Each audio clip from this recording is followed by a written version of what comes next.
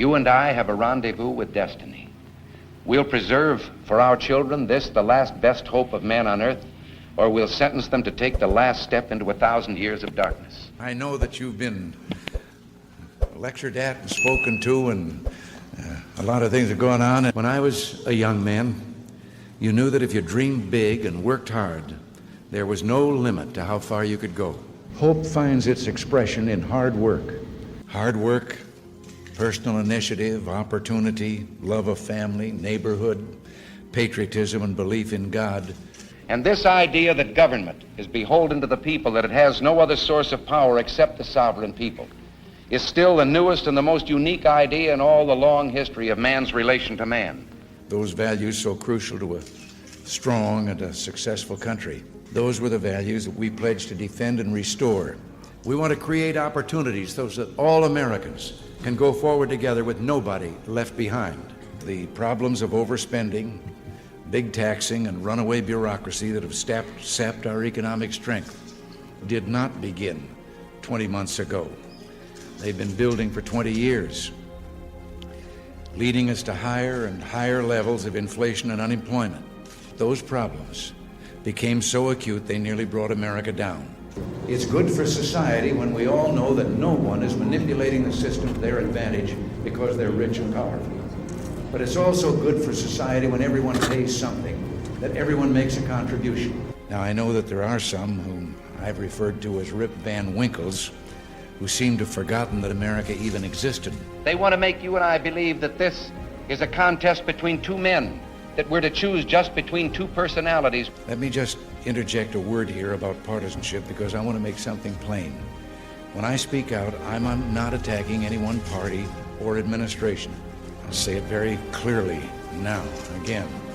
You and I are told increasingly we have to choose between a left or right.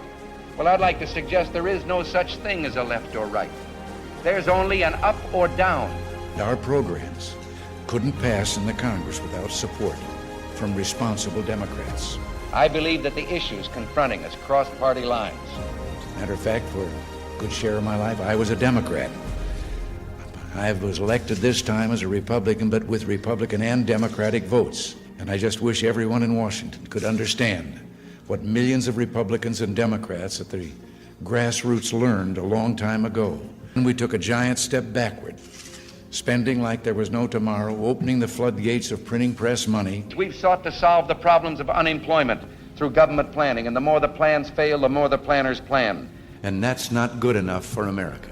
The bottom line was an unacceptable decline in the real wages, earnings, and buying power of the working families and senior citizens of America. But seriously, what are we doing to those we seek to help? And I share their frustration. Every American should be shocked at the economic chaos which created today's needless results. It's agonizing to me that there isn't a quicker, easier cure for this terrible economic illness that was so long in the making. In a program that takes from the needy and gives to the greedy. It was Washington that grew fat and prosperous by making everyone else poorer. These proliferating bureaus with their thousands of regulations have cost us many of our constitutional safeguards. How many of us realize that today federal agents can invade a man's property without a warrant? They can impose a fine without a formal hearing, let alone a trial by jury, and they can seize and sell his property at auction to enforce the payment of that fine. You think we should sit back and let that happen to America? Inflation is the greatest enemy of all the people and of our hopes for economic growth. It is at the bottom of the problems that we're trying to solve. No government ever voluntarily reduces itself in size, so government programs once launched never disappear. Actually, a government bureau is the nearest thing to eternal life we'll ever see on this earth. You can't drink yourself sober, you can't spend yourself rich, and you can't prime the pump without pumping the prime. It's a philosophy you can live by. In fact, I hope you do. We hear so much breastbeating about fairness and compassion, particularly from the other side of the aisle. The ultimate in individual freedom consistent with law and order, or down to the ant heap of totalitarianism. And regardless of their sincerity, their humanitarian motives, those who would trade our freedom for security have embarked on this downward course.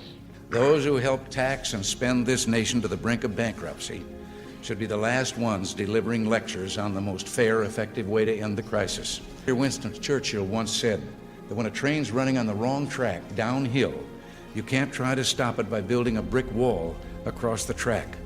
You have to slow it down, then go in reverse back to the junction so you can switch it over to the right track. And that's what we're doing. We believe the money people earn belongs to them, not to government. And it's about time they were allowed to keep a bigger share. Now, you and I can fight that battle for them. We must fight it, and we will. We are beginning still. Every day brings fresh challenges and opportunities to man.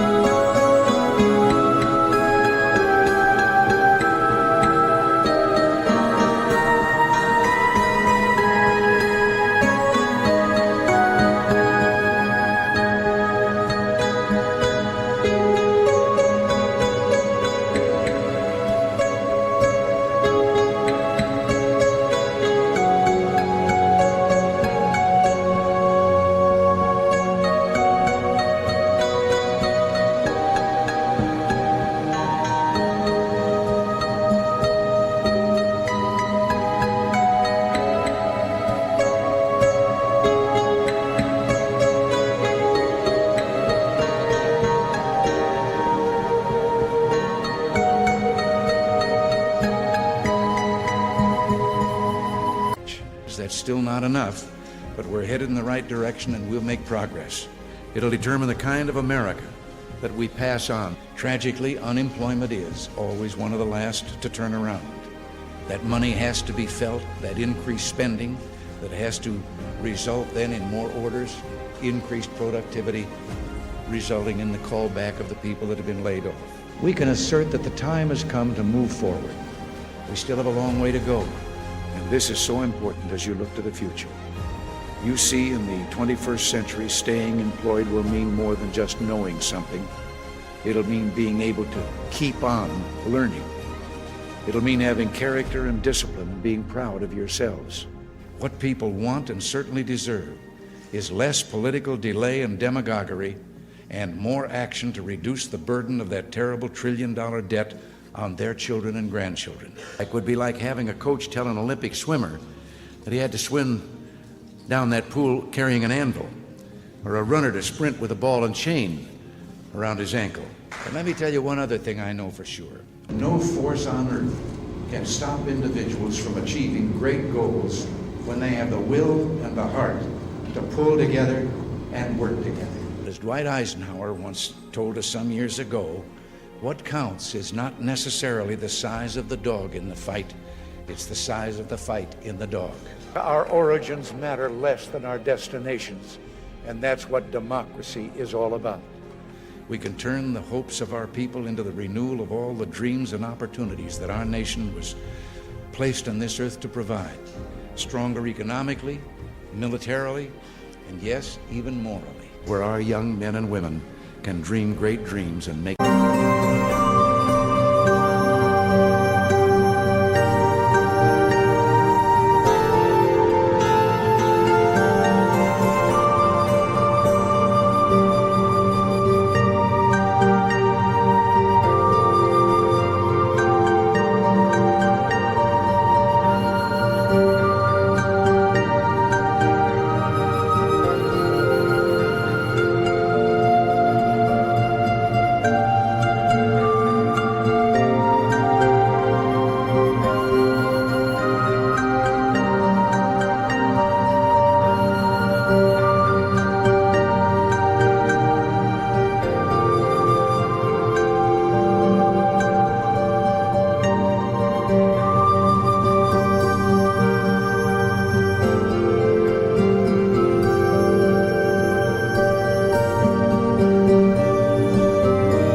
come true. Now we have arrived, as we always do, at the moment of truth. It's a clear choice about the kind of nation we'll be. Whether we believe in our capacity for self-government or whether we abandon the American Revolution and confess that a little intellectual elite in a far distant capital can plan our lives for us better than we can plan them ourselves. Let us all renew our commitment, renew our pledge to day by day, person by person, make our country and the world a better place to live. Let our message be clear. We are asking the American people to stand with us, steady and unwavering. It is time to clean house, to clean out the privileges and perks, clean out the arrogance and the big egos, clean out the scandals, the corner cutting and the foot dragging. We concede no losses and we take no victories for granted. We can stand tall and proud on our record and on the hopes that we offer for the future. You're free to be anything. You're free to be whatever you want to be with no one and nothing stopping. In a free society, you're free to invent yourself, to turn yourself into a great teacher, a race car driver, a minister, or a movie star, or a grower and seller of flowers. You could be anything. It's your invention, and there's nothing to stop you. You and I have the ability and the dignity and the right to make our own decisions and determine our own destiny. Thank you very much.